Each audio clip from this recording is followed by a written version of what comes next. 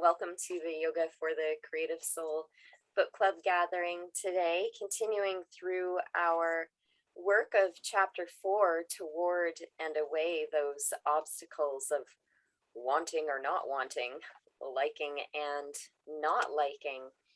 And as we continue today, we're getting a little more into the depths of it. Sometimes when we're discovering ourselves, we do find that we hit against some uncomfortable places within ourselves, ideas that are unwelcome, character structures or habits that we'd rather not have. And that's okay, because even in that discomfort, we can see how attachment or aversion is at play. So we might be getting into that, some kinds of discomforts a little bit more today, and that's all right. That's part of the process. But let's start just with centering. So I'm going to get you to find a position that's comfortable for you, but also alert, where the spine is erect. You're allowing those natural curves of your spine.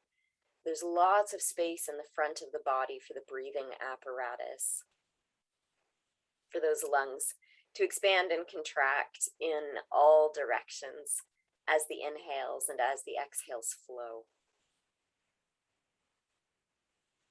In yoga, we're often taught to breathe in and out through the filter of the nose, but if you're more comfortable exhaling out the mouth, that's fine. In the Chinese tradition, that's how it's taught.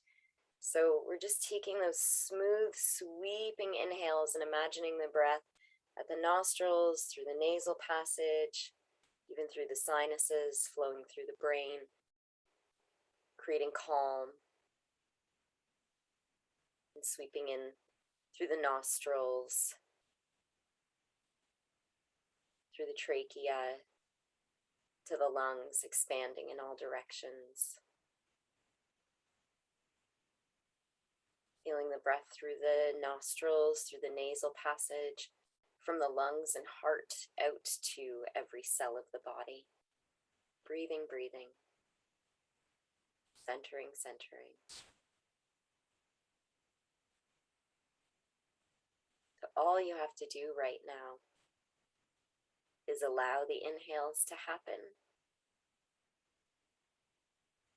Allow the exhales to flow.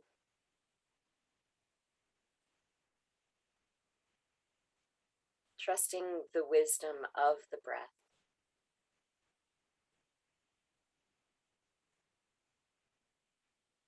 And sometimes you may notice that thoughts or feelings interrupt the breath. You'll have something cross your mind, or you'll sense an emotion and it will immediately turn an inhale into an exhale, or vice versa. And whenever that happens, just offer yourself that bit of soothing, that bit of awareness. Okay, I hear that, I feel that. All I have to do right now is breathe. And let that flow of breath become more smooth, more free, in that you're not trying to control it.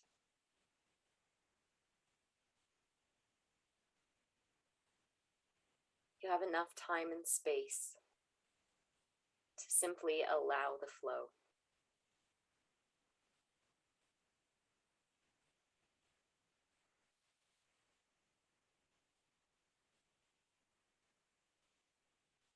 You can continue witnessing your breath, noticing the things that might make it stutter or interrupt it, noticing the things that allow it to feel even more open, free, smooth.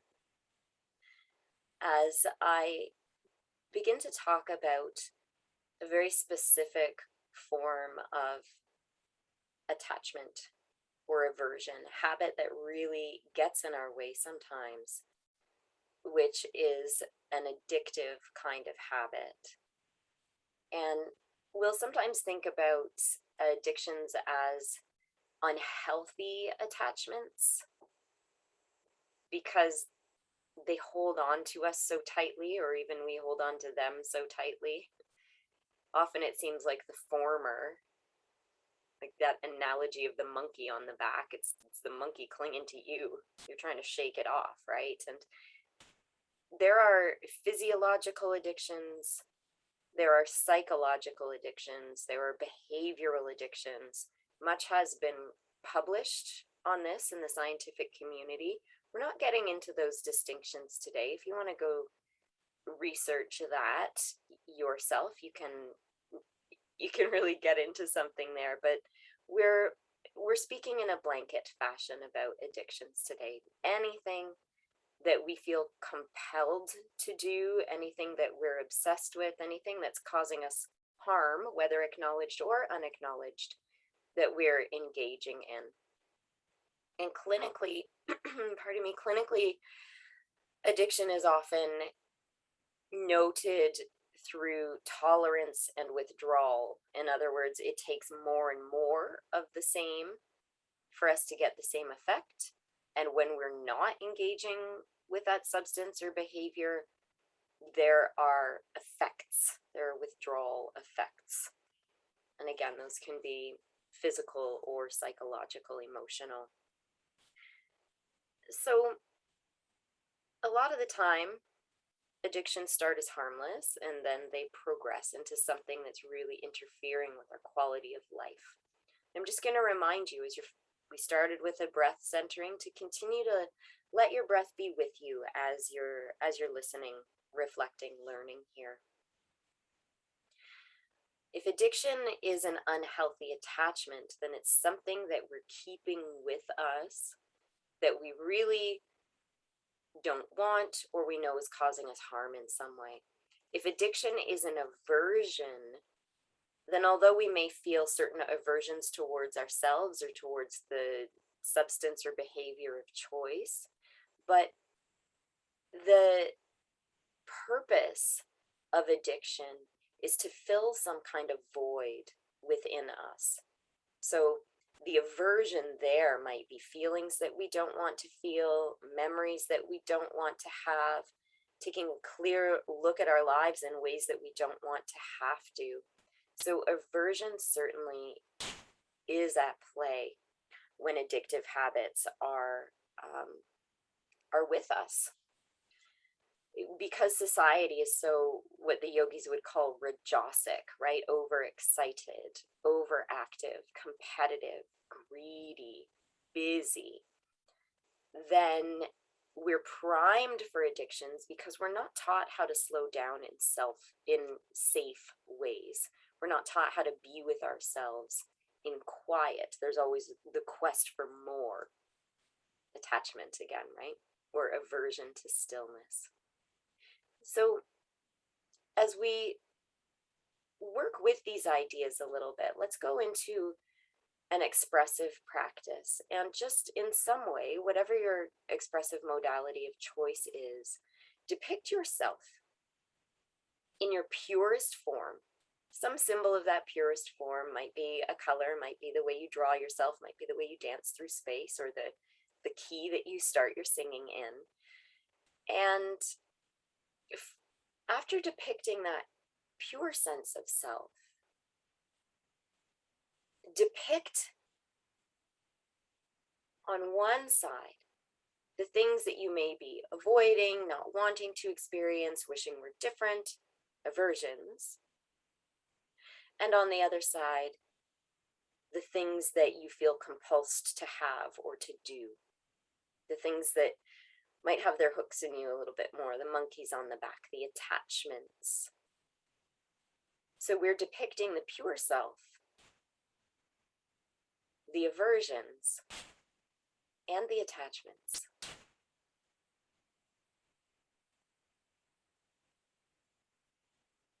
This can be through movement and sound.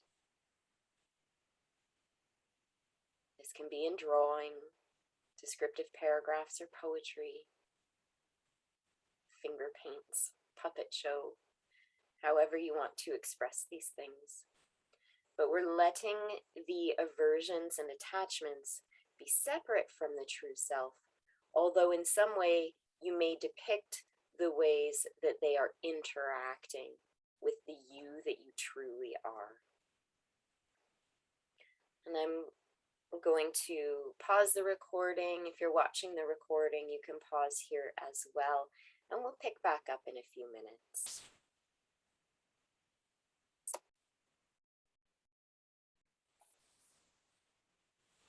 So as you're taking the time to depict your true self and the aversions and the attachments, you might find yourself, and especially how they're interplaying, you might find yourself wanting to add or take away from the way you have depicted your true self.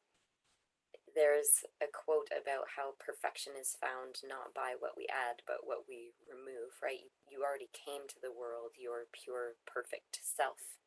Sanskrit word Purnam, Purnam, offering us that idea of divine perfection, which is actually imperfect. A four-leaf clover is a mutation, right? So it is in those places that we might lament where our true divinity actually exists. You know, we're here in a creative group. So who's been attracted to this group? People who are more sensitive to the beauty of the world, who are seeking ways of authentic self-expression. And we don't define creativity in terms of output, right? Creativity is a process. Creativity is a felt sense. Creativity is a calling. The end product is irrelevant. And in fact, as yoga guides us towards basking in the true self, the idea of producing more or consuming more via our creative process can actually be problematic. So it's not about what we're putting out there physically in the world. Oh, this still life doesn't look like actual peaches. Well, that's okay, right? I didn't quite get the shading on this face the way I wanted it. This musical piece doesn't sound as lovely as my heart is singing it. But the singing of the heart, the act of capturing the essence of a peach, those things harmonize us with the divine nature of material reality. And that's what creativity truly is. But because we are typically more sensitive to the felt sense of being in this world, that sets us apart. That sets us apart from society, because we're not necessarily buying into societal norms as they're projected upon us by a greedy patriarchy. But we're also more sensitive to interpersonal relationships. We're more sensitive within ourselves, and those sensitivities can make us feel more isolated, can make us feel like outsiders, can make it difficult for us to connect with the average person, and also make our feelings feel too big sometimes, right? We can't contain them all. And this is where expressive arts and creativity is a really good friend to us in our journeys. That that through expression we have the chance to work through, understand those sensitivities more clearly. On the flip side of that, it also makes us more prone to addictions because of that sense of isolation or our feelings being too big. And you know, a lot of the time, those great big feelings are a child's feelings. For a kid who doesn't have life experience, who doesn't have resources, and potentially who doesn't have support, the feelings are huge, and there's nowhere to go. Kids aren't great at self-regulation, right? We have to teach them that stuff. So when we're grown-ups and we're sensing into our emotions from a long time ago or experiences that haven't been worked through, they feel just as huge in our grown-up body as they did in our little kid body. But if we give those things even a little bit of time, attention, attunement, right? If you think about secure attachment, attachment theory, secure attachment, and offering ourselves that secure attachment. I hear you. What do you need? We don't have to do anything but breathe right now. I'm with you. Let it out. It's okay. All those ways that you would now soothe your children, nieces and nephews, grandchildren, even your pets, right? You know how to be attuned. You know how to do this. But when it's ourselves and the feelings feel too big, it can seem in the moment like a real challenge. Our grown-up selves will do anything to not have to feel that feeling, because until we've acknowledged it, it feels like it might kill us. So no one, that's a huge aversion, by the way, and we'll talk about this pretty soon, fear of death being the fifth of these obstacles. These feelings are going to kill me. I'm not really apt to sit with them. Thank you very much. So isn't it glorious that yoga gives us the dual awareness, right? The witness self and the monkey mind, that we can go, oh, monkey thinks it's going to die. Oh, monkey's feelings are too big. And, it's not that lighthearted in the moment when those waves are crashing upon us. But those crashes, when we really go into it and we're swept out into the riptide and we feel like we're going to drown in all those feelings that are too big, that only lasts 5 to 7 minutes, right? Like maybe 12 minutes, but not really. Sam Turtney is a primal therapist in Guelph, Turton, and he once said to me, yeah, you can let it take you down all the way. You feel like you're immobilized by it, but eventually you're going to have to get up and go pee. Right? Like the present moment eventually comes back to us. But truly, as a trauma therapist, as somebody who does this work on a daily basis, I assure you that when we allow those waves to crash, it doesn't last that long, and it doesn't kill us. And on the other side of it, we're more free. We're better. It's not like we have to keep working through the same thing again and again and again when we're truly working it through. When we're truly working through those traumas, when we're truly learning this attunement to ourselves, we become more and more skillful at noticing, oh man, like another wave is coming, and we can batten down the hatches. So I went from a swimming analogy to a sailing analogy, I guess, but we can prepare ourselves for the storm that's coming, and we can weather it. It's only going to be a few minutes, and we get more and more skillful at knowing what we're going to need, at through that attunement, knowing it's just a few basic things, right? Certain anchors of visualizations. I have a YouTube video of a journey to a safe space where I always start these journeys with people. You can go to that, find those kids, support them and save them, and make sure everybody inside of us is okay. We can do that work, and it doesn't take a long time, and it doesn't kill us. But the aversion to feeling that as grown-ups will go to great lengths over decades to not have to feel it. So here, on page 66 of Yoga for the Creative Soul, I talk a little bit more about how creatives might be prone to addictions, why that is. And then there's this activity that we're going to do together, maybe in a more gentle way, called soothing the unmet need. So we're seeking that self-attunement.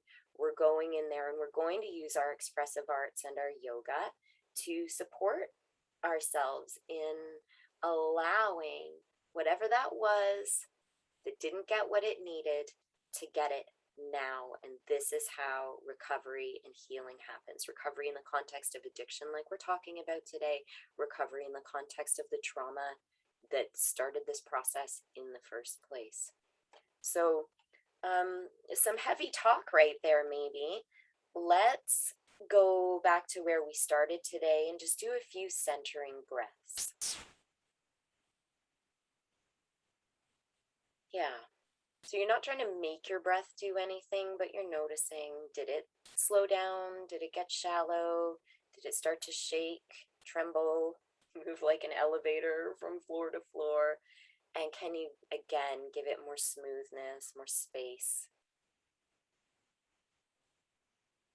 Following the nostrils, the nasal passage, the trachea, the lungs, the heart, the circulatory system, calm and healthy. Following the nostrils, the nasal passage, the sinuses, imagining that breath washing over and through your brain. Soothing feelings, creating more space between the thoughts. Settling into yourself.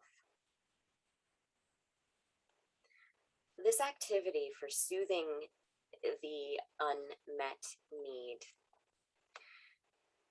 is something you can return to again and again when you feel those addictive impulses happening. You can set the computer aside for a moment, set the cookie aside, set the liquor aside, whatever it is. So many things. Set the shopping cart aside and just say, if I want to, I can come back to this in a couple of minutes, but first I'm going to check in with me, because this is a compulsive habit. This doesn't always get me what I want in my life. This does cause some harm, himsa. And so I'm gonna take heart and courage and know that I'm not alone in this path, right? Yoga is a tradition. We're all links in this chain together. Trauma recovery, emotional recovery, addiction recovery, same thing. It feels so isolating and alone, but you are not alone. Some of why this community right here exists. If you want some help, post to the group. People are getting notifications, they'll rise up and be with you immediately. You are not alone. And so, even though it's really scary, we say, I'm going to set this thing aside for a couple minutes. I'm going to go to the activity. I am committed to checking in with myself who's holding this pain and understanding and finding a way to meet the unmet need. So, most of us right now are just kind of hanging out together, watching the recording or attending the workshop. And if you are watching the recording, workshop's 12:30 Eastern Wednesdays, so please do feel welcome to join us live if it ever fits your schedule. Imagine yourself, because you're probably not in this moment right now, imagine yourself in that craving of some addictive substance or behavior. And you can think back to the most recent time this happened. Maybe even last night, you were supposed to go to bed and somebody went live on social media. I'm going live on Instagram, but usually at reasonable hours, not your bedtime. And I try to give you stuff that helps your life, but a lot of the time we're just scrolling, not even taking in the information. Or we haven't curated our pages, so we're finding stuff that harms us. Maybe it's pills, maybe it's excessive spending, maybe it's too much sugar or binge eating, whatever it is. Imagine yourself not engaged in this yet, but the most recent time that you were about to go into that addictive kind of behavior. And put yourself in your body in that moment, if you can. Imagine yourself popping right back into that version of yourself in that reality. What do you notice about your breath? How does that body breathe when it's engaging with or about to engage with an addiction?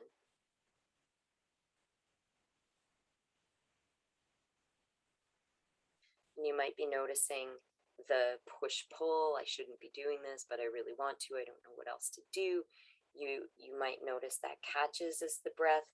If you went a little too far into it, typically there is a physiological response from engaging with an addiction. It's short-lived, but there is a moment where everything kind of lets go. Oh, that's better.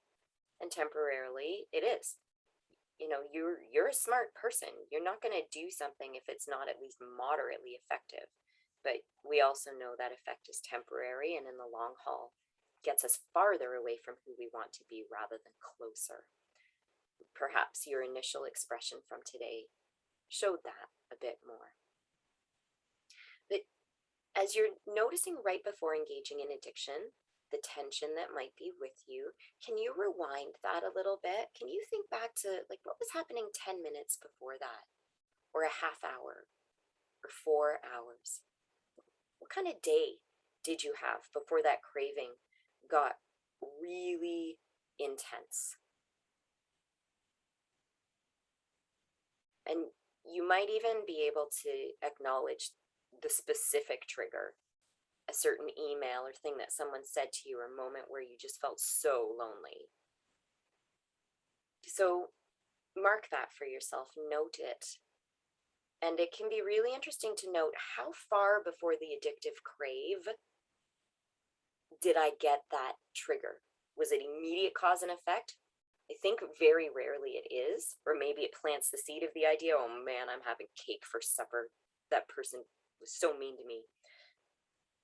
But there's a lot of steps between that and actually making the choice to have cake for supper. Not recommended, by the way. Broccoli and some lean protein might be a better choice. But as you're getting in touch with that, begin to depict the craving and what effect that craving is having on your breath. In Yoga for the Creative Soul, I recommend crayons because it gets us a little bit more into that younger self where the seeds of these habits really got planted in that fertile soil. But whatever you have, as always, choose your favorite form of expression. And if you are using coloring or drawing, if you don't have crayons, it's fine. That is fine. This is one of those expressive activities that can give us a little bit more if we're using the non-dominant hand. A lot of verbal defensiveness has been built up around the addictive substance or behavior on both sides, right? Like any of us who are facing an addiction are feeling that tug of war or feeling that push-pull within ourselves. And there's a lot of blah, blah, blah in some ways. So let yourself just depict as you put yourself into that version of your body that was about to engage with the addictive substance, depict what that was for you. And this doesn't have to be any form of literal depiction, right? This can even just be scribbles or swirls. This can be the way you move across the room. We're not looking for something precise here. And I would suggest to you, in fact, the less precise this expression, the more your body and unseen, not conscious self has the chance to come through.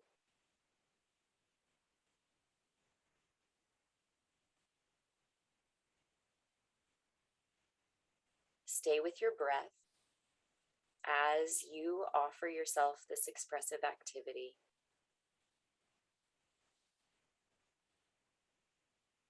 A question you might be carrying through this expressive activity could be, what's happening inside me when I feel that urge or craving?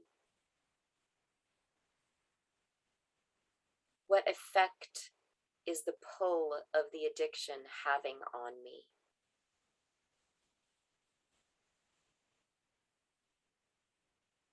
And you're depicting from your body, you're depicting from your breath, you're depicting from your thought forms. Perhaps your witness or inner caregiver is also there in that depiction somehow, some way.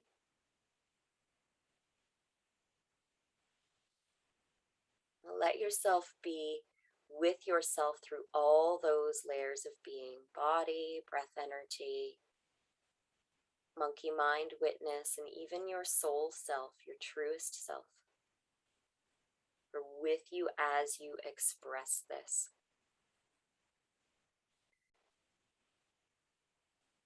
And if you're in it today, this expressive activity might be pushing some emotional buttons. So I'd encourage you to hold those lightly, stay with them. They're important. They're part of the point of what we're doing right now. They deserve to be seen and heard and acknowledged. If you need support with them, if you need immediate support, reach out to your local or national crisis line. Those exist. You don't even need to worry if it's the appropriate crisis line. If it's not, they'll give you the right number. Don't worry about it. Those people are there to support us. And if you're looking to dig into this work a little bit more, please feel welcome to reach out to me, either to work with me specifically or for a referral to others who might also be doing good work with these kinds of issues. The feelings may be intensifying as you're depicting this.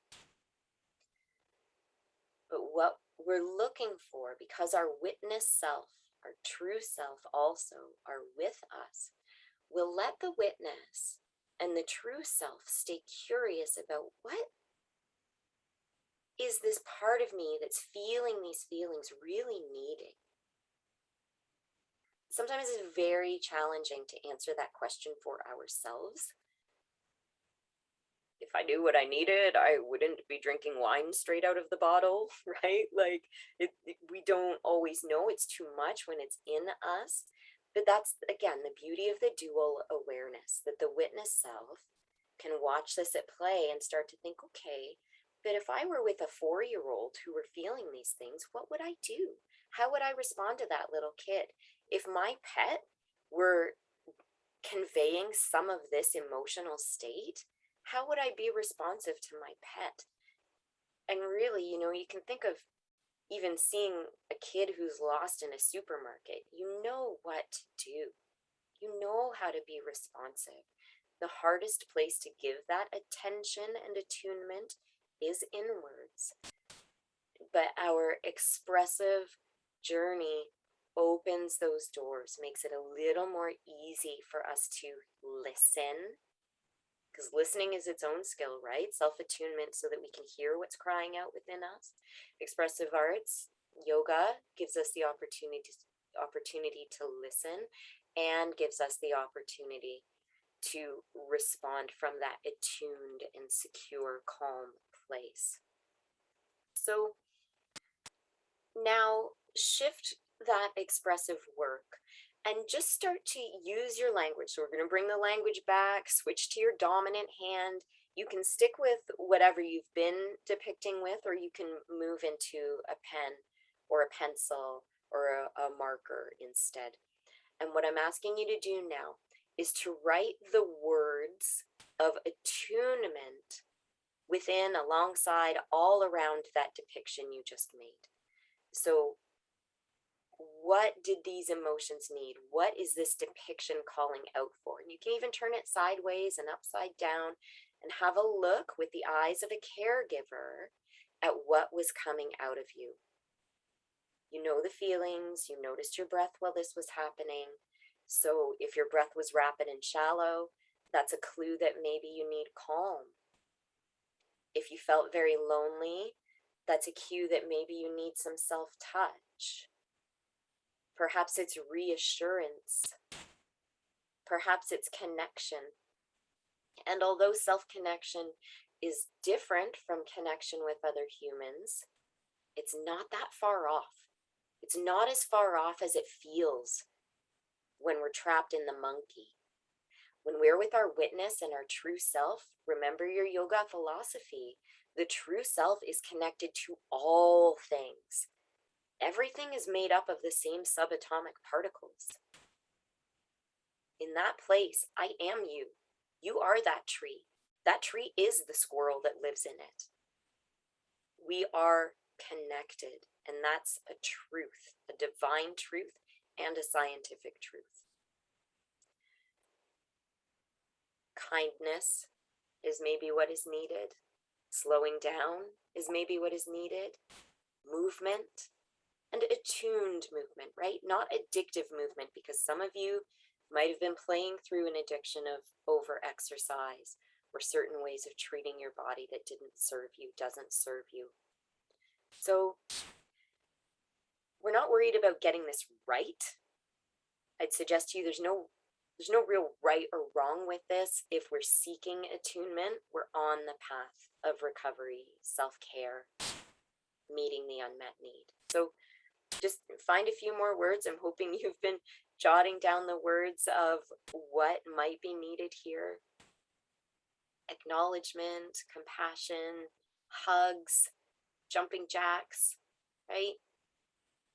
I'll say peaches again because it's peach season right now. They've done some studies on hydration and mental health that are pretty interesting. If one of the things that we do when we start to feel off is just ask ourselves if I had any water in the last half hour, and then have a, what do they want us drinking? 3/4 of a cup of water an hour, I think is what they want us drinking. Then,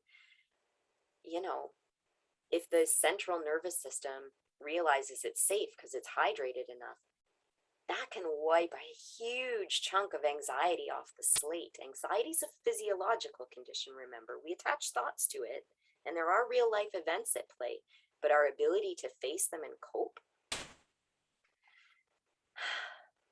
that's the juice. So, you can come back to this, adding to it touch, warmth, a friendly ear, a forest bath.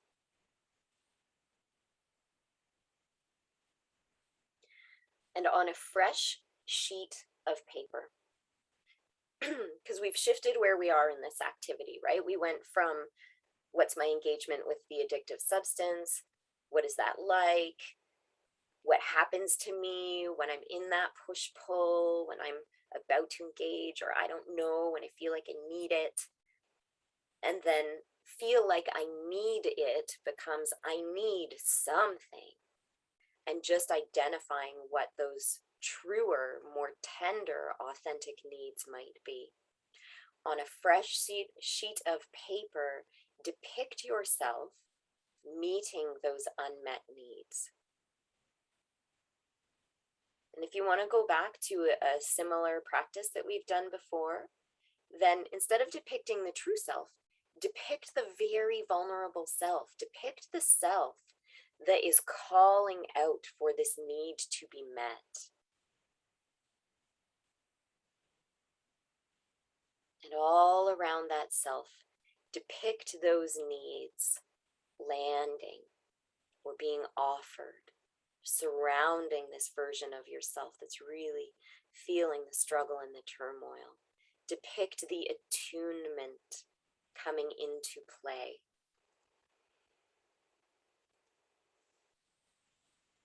And it might benefit us to go back to crayons if that's what you were using.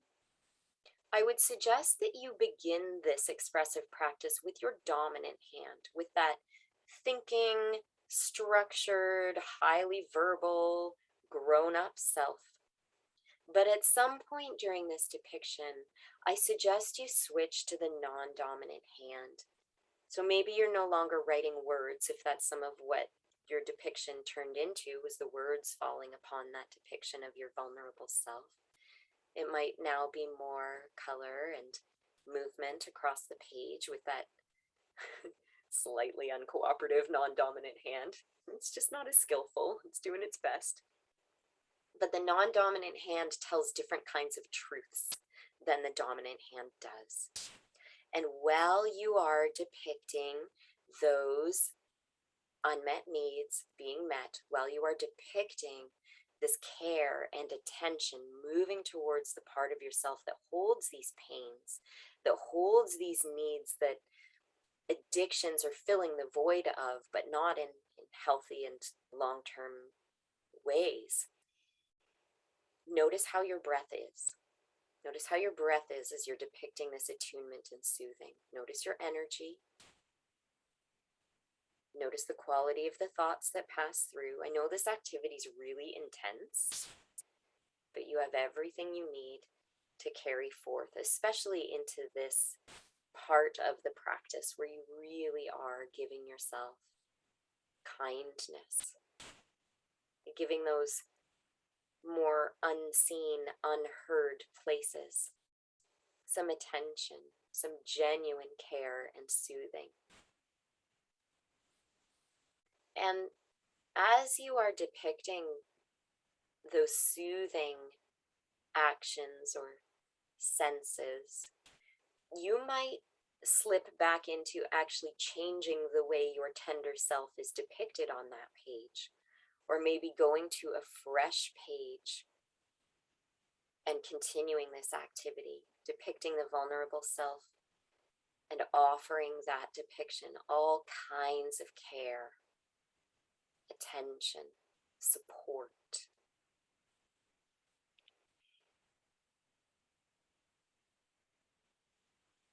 Feel what is coming through you as you are holding on to the part of you that is capable of attunement, that is capable of soothing, meeting the unmet need.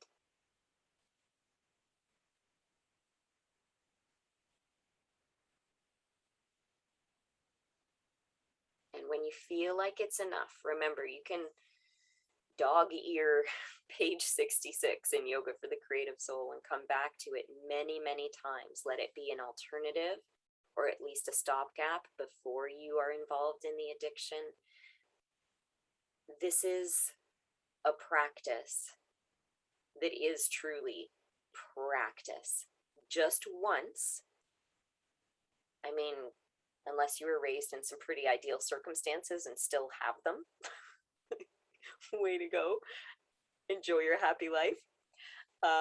For most of us, we need to revisit this again and again and again. And you're a creative person. You can adapt this activity.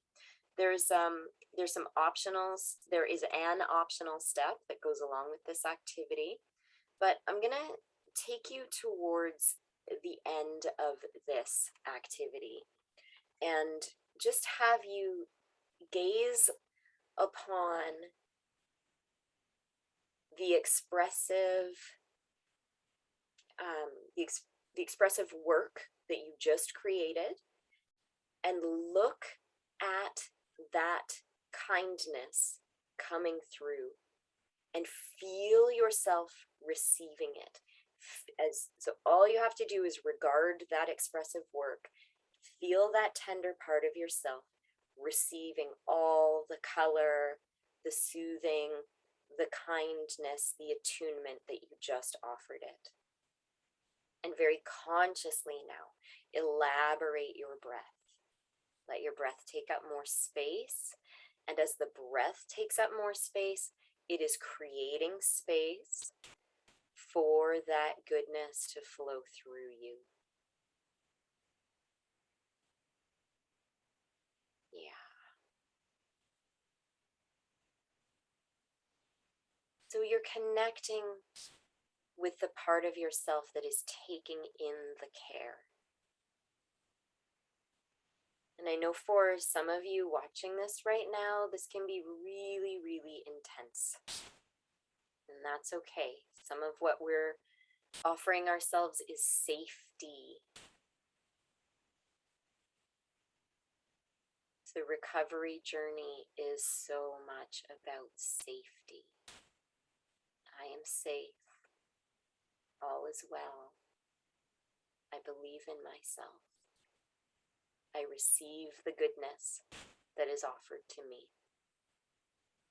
Let yourself breathe in that goodness that you offered yourself through that activity and that you are offering yourself right now.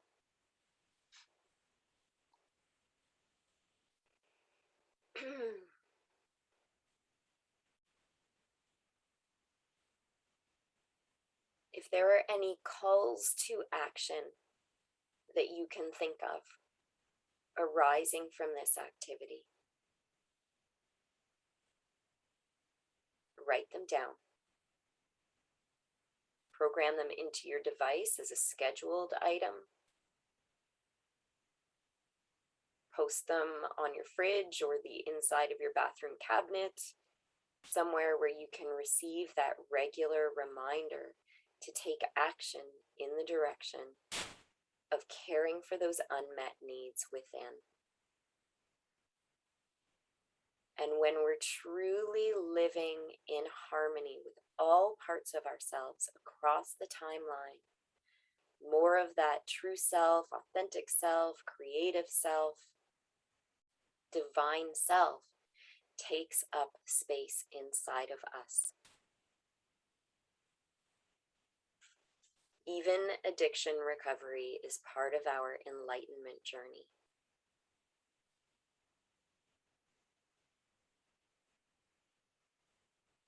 So get those calls to action jotted down, and these can be simple things, right? I will remind myself that all is well every time this alarm goes off on my phone. I will be more hydrated. I will practice self-hug. I will slow my breath before I get out of bed in the morning and while I'm getting ready for bed at night. Very specific actions, unique to you, unique to that unmet need or those unmet needs that were revealing themselves today. And the more we are harmonized with the true self, the less play, attachment, and aversion have within us. The less those obstacles are interfering with our enjoyment of who we really are. So I thank you for engaging with this today. We'll pick up more on these ideas next week, Wednesdays at 12:30. If you do want to reach out to me, find me on social. If you are watching the recording but haven't joined the book club itself yet, I encourage you to do so. I encourage you all to post your depictions in the group so that we can share and benefit.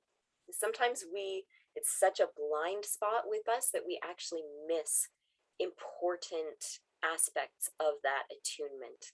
So we very, very much feed each other in this kind of work. You are not alone. We are in this together. Thank you for being here today.